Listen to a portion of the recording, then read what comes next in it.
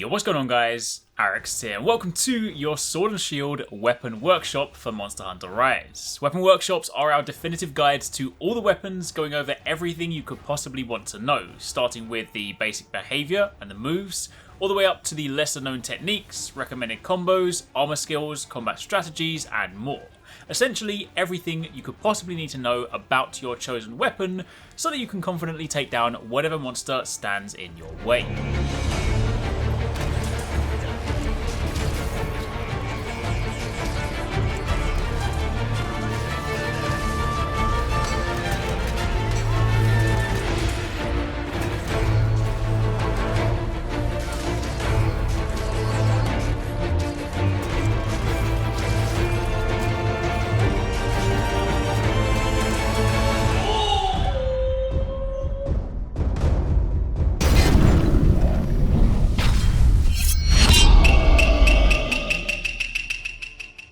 If you guys do enjoy this video and you do find it helpful, a like would be super appreciated. A ton of work and research goes into each and every one of these workshops, so if you like them, let me know down below and share them with your friends if they're trying to pick up a new weapon. You can also find a link to the playlist down below. We will be covering all 14 weapons, so keep it locked for plenty more.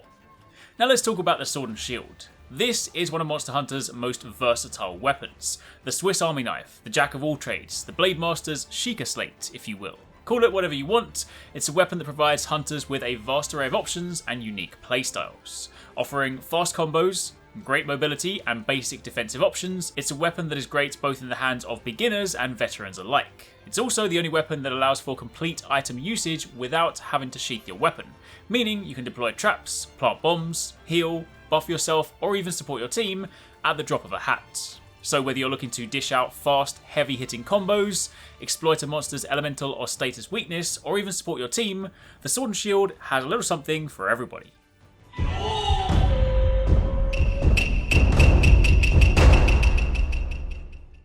The strength of the Sword and Shield lies in its speed, mobility, and versatility. On the surface, it might not look like a hugely powerful weapon, especially when standing next to some of Monster Hunter's more imposing offerings, but do not let that fool you. This will cut down even the toughest of monsters. The weapon keeps you mobile, allowing you to very easily dive in, target a monster's weak spot and get out, all without ever being hit, and in the event that things do get spicy, you have a shield to protect you. Admittedly not the strongest shield in the game, but without a doubt something that will save you in a pinch. Being a fast attacking weapon, the Sword and Shield excels at dishing out elemental or abnormal statuses, making it an exceptional choice when paired with a monster's known weaknesses. However, thanks to the addition of the Perfect Rush combo first introduced in Iceborne, and some of the new switch skills in Rise, the Sword and Shield also has some incredible raw damage potential, allowing you to quite literally play it in whatever way you enjoy it most. I will say the Sword and Shield is perhaps a weapon that needs a little bit more thought when planning your loadout, in that if you want to truly get the most out of it, you want to spec more heavily into your chosen playstyle, be that elemental, status, support, raw, etc.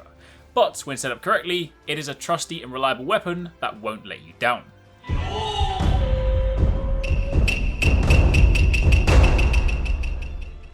Now, before we dive in and cover all of your available moves, it's first important to talk about your available switch skills, since this will alter your combos and playstyle.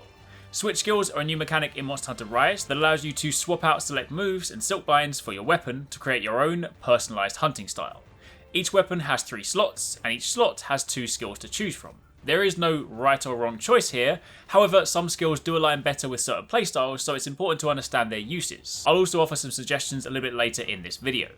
For Sword and Shield, your first slot revolves around your forward plus A attacks. By default, you have the Hard Basher combo. This is the default selection, and following your basic shield bash attack, the final hit is a Hard Bash. This attacks with your shield.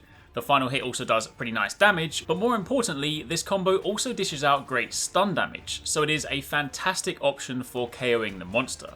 Furthermore, it's important to note that attacks with your shield do not reduce your weapon's sharpness, so in certain situations, this is a very favourable option as it allows you to deal good damage, land KOs, and save your sharpness for things like Spinning Reaper and Perfect Rush, which we'll touch on later. In short, while shield bash moves were not used very often in previous Monster Hunter games, in Rise, this is for sure something you do not want to be sleeping on. Alternatively, you have the new and fantastic drill slash combo. This replaces the final hard bash hit, with a drill slash, which plunges your weapon into the monster, and upon pulling it out, it performs multiple hits. This makes it a great elemental and status attack option, but despite how the game advertises it, it also has some fantastic raw damage potential too, so this is also a great option. And we'll touch more on the nuances between these two moves a little bit later. In your second slot, by default, you have the advancing slash. This is your standard draw attack, or the attack performed with X plus A with your weapon drawn. This is a great combo opener, but this is also a very valuable move since it negates staggering and knockbacks, so in the event that you're hunting in multiplayer and you don't have flinch free, it allows you to open a combo without getting tripped. However, the alternate option is sliding slash. This completely replaces that move with a slide, which has a couple of interesting options. Firstly, if the initial hit connects, it'll launch you up into the sky, similar to if you'd performed a charged back hop. This gives you quick access to either an aerial slash or the falling bash. It is important to note that you can't perform the new plunging thrust from here. That's still reserved for the perfect rush combo or a couple of other options. However, you can also press A during the slide to perform the rising slash, which is the move you'd previously have performed with the advancing slash when doing it towards a ledge. So while this does remove a nice combo opener, it does give you very quick and easy access to the falling bash attack, which is a great KO option. Then finally, for your last slot, you have the windmill silkbind attack. This sees you spin your blade around attached to a wire, and in the process of doing this, all incoming attacks are negated. It's not got huge damage potential, but it is a great evasive and defensive option. Alternatively, you have Metsu Shoryugeki, which will see you quite literally Shoryuken your way up into the sky with your shield, and at the top you can then perform either a plunging thrust, hitting multiple times on the way down, or the falling bash, again good for KO. However, what's more, at the beginning of this move you essentially have a guard point, where if you take damage, it will increase the damage of the Metsu Shoryugeki, and it will see you hit multiple times on the way up. So this should ideally be used in anticipation of incoming attacks. It's also important to note that since this is considered a guard of sorts, it also procs the offensive guard armor skill, so there's some nice synergy there. Furthermore, as a fun little tip, in the event you want the more damaging output and perhaps don't want to wait for a monster to attack you, or there just isn't that opening, you can also detonate a bomb and trigger it yourself. Handy if perhaps the monster is down and you want a little bit more bang for your buck. So as you can see, you have a pretty broad selection of options for a multitude of different playstyles. So let's go over all of your available moves, and then later we'll touch on some switch skill recommendations for your potential playstyles.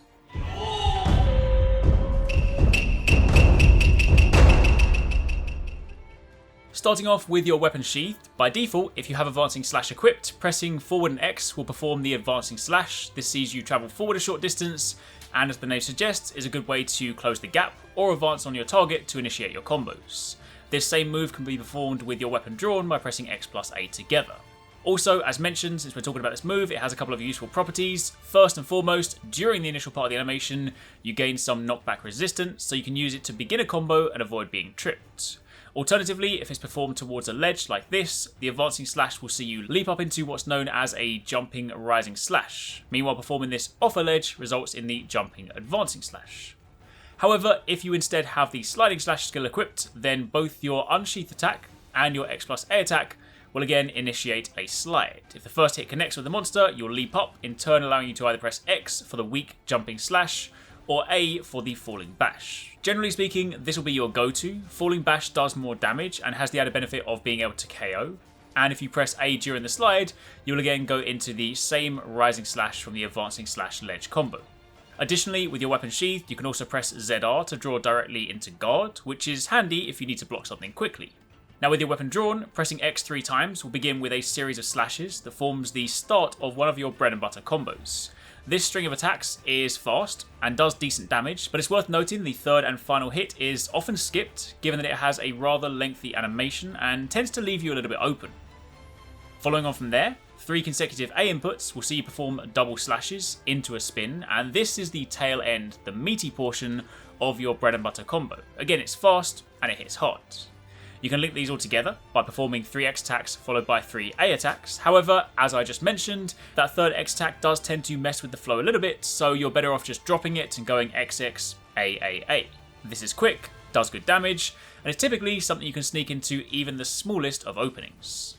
Another very useful move is the rising slash from guard. Holding down ZR to bring up your shield and pressing X will see you perform a single rising slash where you stand.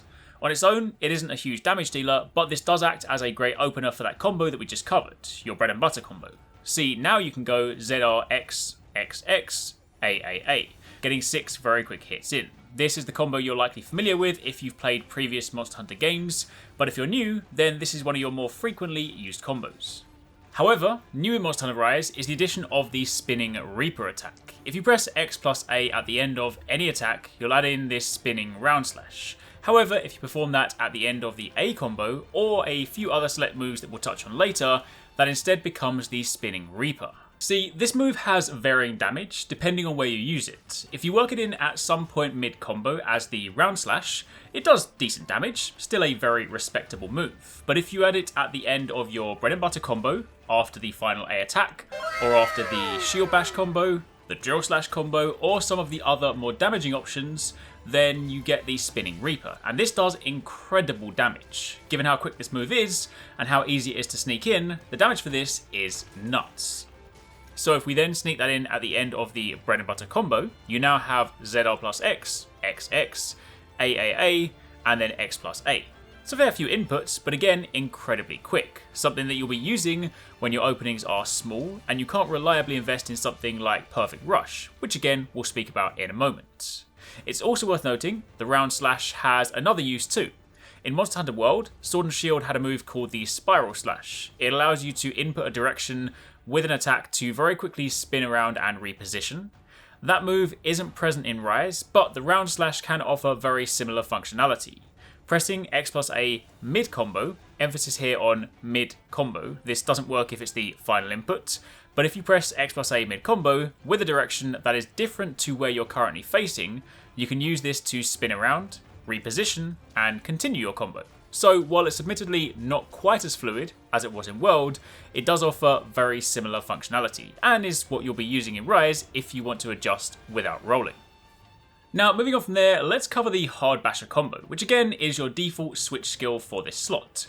Pushing forward an A, followed by a further 2 A inputs, will see you perform a shield attack, shield bash, and a hard bash. As I mentioned earlier, in previous Monster Hunter games, this was one of your much lesser used combos, but in Rise this does incredible damage, and has some fantastic options. Remember that your shield attacks don't deplete your weapon sharpness, so this allows you to save your sharpness for some of your bigger damage moves. Furthermore, shield attacks also have natural mind's eye, meaning if you're attacking a hard part of the monster, you can brute force your way through its armor. It is however important to keep in mind that shield attacks do not do elemental damage, so this is much more applicable if you're running a raw damage focused build as opposed to an elemental one. But regardless, this combo does good damage, has fantastic stun potential, and is honestly a great pick. Alternatively, if you have the new drill slash switch skill unlocked, then that same input, forward A, AA, will instead begin with the same shield attack, but then will be followed with a thrust and a drill slash, plunging your sword into the monster and then ripping it out, hitting multiple times. Now this is an incredible new move and is also going to become one of your core damage dealing moves. See, the game explicitly states that this is good for elemental attacks, which is true. I mean, typically for both elemental and abnormal statuses, the quicker your hits, the better. So for that reason, this hitting multiple times at the end makes it perfect for that. But, elemental aside, this is also just a very high damage move. And as you'll see a little bit later on when we dive into some of the recommended combos, when you have this move unlocked, going from Drill Slash into a Spinning Reaper and then cancelling into your Falling Shadow Silkbind is the setup for some incredible damage with the Sword and Shield. If you want to compare these two options, Hard Basher combo, aka the Shield combo, is great from a sharpness management and KO spam point of view. Anytime you get a KO, it's a fantastic opening for damage. Meanwhile, Drill Slash has slightly higher damage potential, but will obviously rely more heavily on sharpness. So if elemental or status is your thing, Drill Slash is the one. Meanwhile, if raw damage is your focus, you can actually use both options, but you'll typically alternate depending on what monster you're fighting. You can also work either of these attacks in following the initial X combo, so ZRX, XX, into forward A, AA, so either Hard Basher or Drill Slash. Additionally, when you land from a falling bash or a plunging thrust, you can also transition straight back into these moves as well. Next up, let's talk about your charged back hop. This is a very important move as it's the gateway to a wide array of attacks and, more importantly, some of your most powerful moves. Firstly, following absolutely any attack, you can pull back and press A to hop backwards into the beginnings of the charged back hop. You can also do this following a roll too. The timing is a little bit tight on rolls and it's easiest done from a side roll, but essentially this is something you can switch to at a moment's notice. Now following this movement, you have a selection of options. Firstly, if you simply hold back, no other inputs, you'll perform a rising slash where you stand. This can be useful from an evasive point of view since you can hop back and remain back, potentially putting you out of harm's way. It's also important to note the initial back hop has iframes, so you can use this to dodge attacks, roars and that sort of stuff. Your second option, after the back hop, if you press nothing and hold no direction, you'll run back in with the familiar advancing slash, or of course if you have the sliding slash equipped, then that will swap this out. However, one of the primary reasons you initiate this is because if you hold A, you'll begin charging your back hop state, and upon charging it, you leap forward into a charge slash, this jumping movement. It looks super cool, and what's more, if the attack connects with a monster, you'll launch yourself into the sky, at which point you have two options.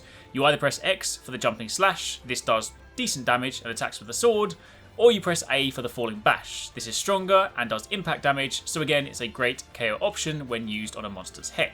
However, keeping in mind, in light of the addition of the sliding slash, this move specifically, this charge back hop, does have considerably less use in Rise this time round. Note that you can also input a direction whilst airborne to adjust the direction that you attack should you need to, and again additionally upon landing you can go directly into another back hop to loop the process. It's also important to note that when referring to back for this move, i.e. pull back and press A, the back direction is relative to where your character is facing, so if you happen to be facing right, back is left, face forwards, back is back, etc. However, it doesn't stop there. Now we can get onto the creme de la creme of Sword and Shield gameplay, a move first introduced in Iceborne, the Perfect Rush combo, only this time it's got some new tricks. Following the charge back hop motion we just covered, if instead of holding A, you press X, you will leap forward into the Perfect Rush combo. This will initiate a cool leaping animation into a series of slashes. During this you need to press either X or A to continue the combo. More importantly though, you have to time it right to maximise the damage. Notice how at key points during the combo you see this very obvious red flash. This is when you want to press X. Doing so will see your Sword and Shield glow, and this results in a much more damaging combo. So back hop, perfect rush, XXX, and following the third attack you will then stab forwards, and unlike Iceborne that saw you launch backwards afterwards, in Rise you now leap up into the air, similar to the charge back hop, only now you have a third option. Whilst airborne, you can again press X for the jumping slash, you can press A for the falling bash, or you can press X plus A for the plunging thrust. This does a ton of damage and hits multiple times, so it's essentially the Helm Splitter from World, only in Rise you don't do it off the back of a wall run, you do it here. And given the fact that it hits multiple times, this is also a great thing for elemental and status attacks. However, there's an alternate option too. If you need to end the Perfect Rush combo sooner, instead of inputting the final X attack, you can instead press A, and doing so will see you end it there with a Spinning Reaper. Not quite as damaging as the full combo, but in the event that your opening is gone, or you see that your window is more limited, then you may need to adapt and switch to this attack instead. Alternatively, you can also just roll out of Perfect Rush. In fact, you can roll out of pretty much all of your Sword and Shield combos if you realise you need to move or cancel, so that's always an option. Then finally, the last thing to touch on are a few more shield mechanics. Again, holding ZR will see you bring up your shield. The Sword and Shield's shield is not the strongest, and you lose a fair amount of stamina when blocking, but it is a valuable tool if you're in a pinch.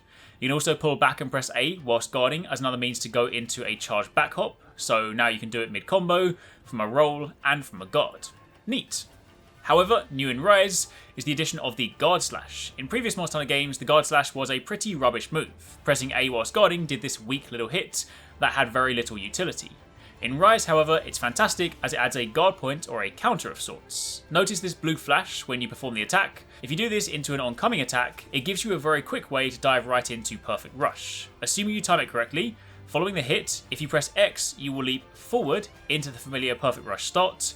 Meanwhile, if you instead opt to press A, following a successful guard point counter, you'll instead initiate the Perfect Rush combo where you stand. So uses for this may be countering a monster's roar whilst next to its head, thus allowing you to combo right where you stand, or instead countering a fireball, following which you can then leap forward and attack the monster right in the face. It is however worth noting though that by default this is only really useful against weaker attacks, tremors and light monster roars, anything heavier and you will typically just be knocked back too much to actually be able to follow up into Perfect Rush. So to get more out of this, you actually have to invest in the guard armor skill to reduce your knockback. In fact, if you want to be able to use it against the really powerful attacks like stomps, you actually need to go all the way up to guard level 5. Doing so, as you can see in the training room, will allow you to perform it off the back of this stomp. Following on from there, rounding out your main moves, we also have your other Silkbind move. This one can't be swapped out, and it's the Falling Shadow, which is actually incredibly important. While the other two might be more flashy, this is incredibly useful since it only costs 1 Wire Bug, and it recharges very quickly, even without Wire Bug Whisperer, and it launches you up into the air, allowing you to go into either Plunging Thrust if you want multiple hits, or Falling Bash for that big KO high raw damage. If you're trying to rack up elemental or status, you'd obviously use Plunging Thrust, but if you're going for the raw damage, again you would use Falling Bash. Additionally, now that we've covered all of the main moves, it is important to just clarify something for your Falling Bash. If you use it off the back of either a Sliding Slash or a Charged Back Hop, the Falling Bash does a single hit. Still a good move, but it's quick.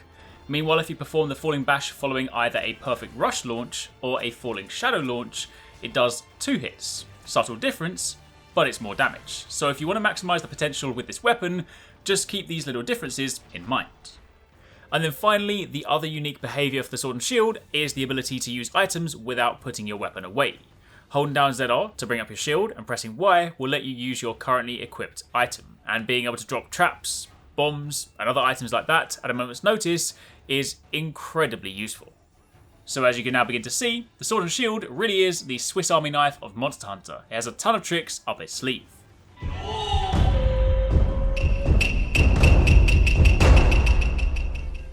So, now that we have all the moves covered, let's talk about some of the recommended combos. Keep in mind, the combos you will use vary depending on your opening.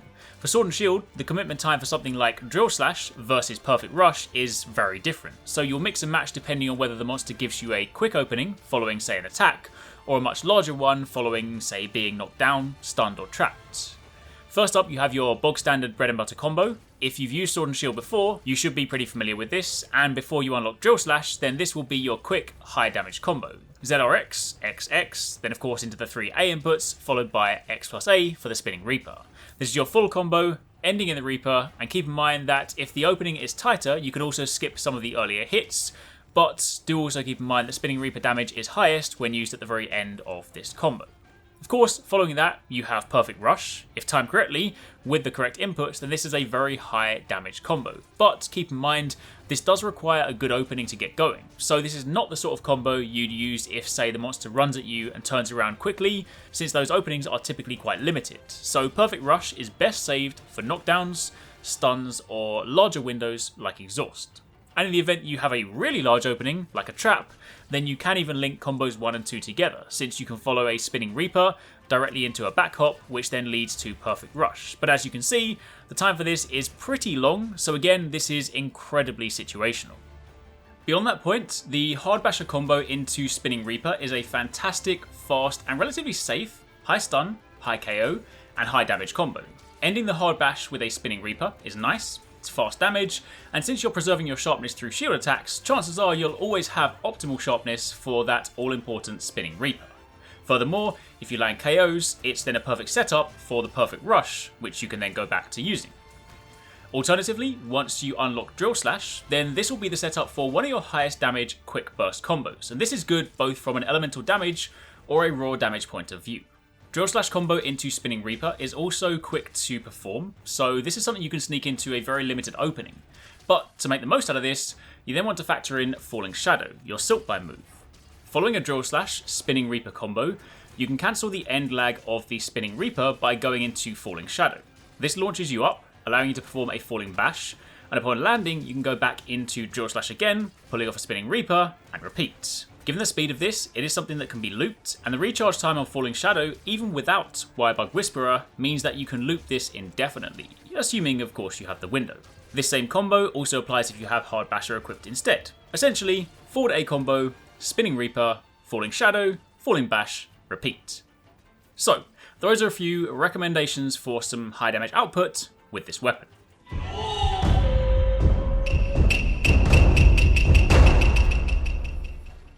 So, now that we've gone through all the switch skills, moves, and recommended combos, the question remains which switch skills are best for you. Ultimately, the best ones are the ones that you're going to enjoy the most, let's be honest. However, there are some definite picks that I think stand out above the rest. In your first slot, honestly, both Hard Basher combo and Drill Slash are fantastic, and I think you'll ultimately end up using both of them. Early game, Hard Basher is your pick until you unlock Drill Slash, naturally. But even late game, if you're running a raw damage build, then the KO potential, which then sets you up nicely for Perfect Rush, is fantastic with Hard Basher. However, Drill Slash is such a cool new move, and while it will have you sharpening a little bit more, it also has fantastic damage potential, with the added bonus of letting you really lean into the elemental or status builds, which I personally love doing with Sword and Shield. I use both, but right now, I'm having a lot of fun with Drill Slash. For your second slot, the Advancing Slash is nice to open combos, but once you get used to the opening from guard with the Rising Slash, you can typically go without it. If you find yourself getting tripped up a lot, maybe consider using it a little bit more, or alternatively just gem in flinch free. However, the ease of sliding into a quick falling bash, especially if you don't have Wirebug charges, makes this a very nice additional move to add to your arsenal. And as for your Silkbind move in slot 3, I personally prefer Metsu Shoryugeki. However, I will say if you're fighting a monster that you're not sure about or that keeps messing you up, the Windmill is a fantastic safety move given the invulnerability window. It does, however, have a large cooldown time and the damage output is not great, so if you can learn to use Shoryugeki against incoming attacks, it does have some fantastic damage potential.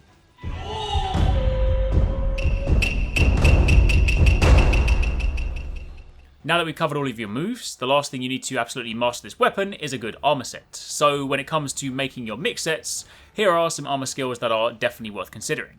On the attack side of things, the following skills provide damage increases either through raw attack or increased affinity and crit potential.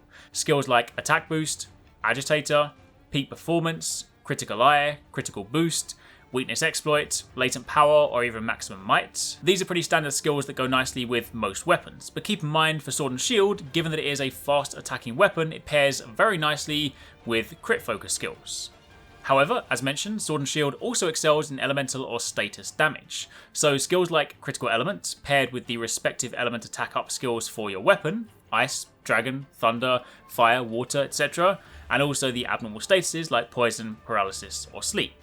Outside of that, in select cases you might want to consider using Guard if you really want to double down on that guard point skill, since doing so will reduce your knockback, allowing you to follow into Perfect Rush from more attacks. And of course, Offensive Guard if you really want to lean into the damage potential of Metsu Shoryugeki. Additionally, if you're running the Hard Basher combo, then consider throwing on Slugger for some extra KO and you're pretty much set. And outside of that, just look at the playstyle you're trying to achieve and pick skills that synergize nicely, but the above list is a decent place to get started.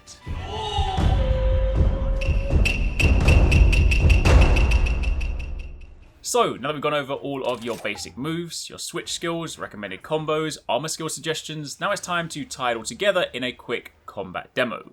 We're fighting a high rank Rathian, not a particularly challenging monster, but a monster that is incredibly telegraphed, so it makes for a great demonstration when talking about how to tie this all together. This won't be the complete hunt, but the idea behind this section is to just show you some of this stuff in action so you can see how to apply it. To begin with, as we're running towards Rathian, I draw straight into my weapon. Main reason for this is because I know that Rathian's Roar allows me to get a free guard point. It's not one of the strongest roars, so it won't actually push me back, meaning I can get a free Perfect Rush in there, which is obviously a nice way to start. It's a quick and easy move, does some decent damage, and if I lost my opening, I could have just rolled out. In this situation, Rathian, of course, anytime she is in the sky, it makes for a very easy Mesat Shoryugeki. As you can see in this situation, you can read that one, you can then go and get the counter, so you get the multiple hits on the way up, and Rathian is very susceptible to getting stunned, so you can also kind of look cool in the process when you knock her out of the sky. Obviously, with a bigger opening, I do, of course, defer to Perfect Rush combo, because it is a pretty powerful combo. But as you can see in those situations where I have smaller openings, I do also lean into Drill Thrust. And where I know the distance is correct, I will of course use Falling Shadow. Keep in mind, on a monster, especially like Wyverns, you need to be careful with your Falling Shadow because it is also quite easy to overshoot. Then if we jump forward a little bit, you can of course see following the Wyvern riding, I did of course use the Drill Slash. First couple of hits missed, but it is of course a nice setup for the Falling Shadow. A couple of those again didn't necessarily land, but in this situation you'll see this is where I am actually using the sort of early cancel Round Slash as a means to reposition, because my positioning was slightly off on the head and a couple of my combos kept missing, so I was able to quickly use a Round Slash to change where I was facing and that basically just allowed me to, you know, kind of continue the combo, get the hits in, because again, when Rathian does roars and fireballs, it's very easy damage on the head. Also, let's not worry about that. Let's pretend the fire didn't just knock me out of the sky. Jumping forward again to another example, of course I used the flash in the arena, so it kind of gave me a nice opening. Definitely don't do this whenever you are, of course, hunting. Make sure you don't wire fall towards those attacks, because that does get you messed around quite a bit. You would typically want to wire fall away from something. But either way, in this situation, the sliding slash there made for a quick, easy entry into a falling bash. Again, when you're limited by time and limited by windows, sometimes you want to sort of go for whatever is quickest. I also read that one slightly wrong there. I thought that was going to be the bigger roar, hence why I went for the Shoryugeki. But as you'll see in this situation, I'm currently out of wire bugs, so I'm not stanced to perform a Metsu Shoryugeki. But as Rathian is getting ready to jump up into the sky and perform the next tail swipe, obviously I can't counter this one, so if I position myself, I can then instead go into a falling shadow, and that again allows me to do the falling bash to once again knock it out of the sky. So do be careful with your positioning on that one, but as you can see, sort of mix and matching depending on what you have available and what openings make sense. Again, obviously I went from the falling bash into the drill slash, which again lined me up nicely for a follow-up falling shadow.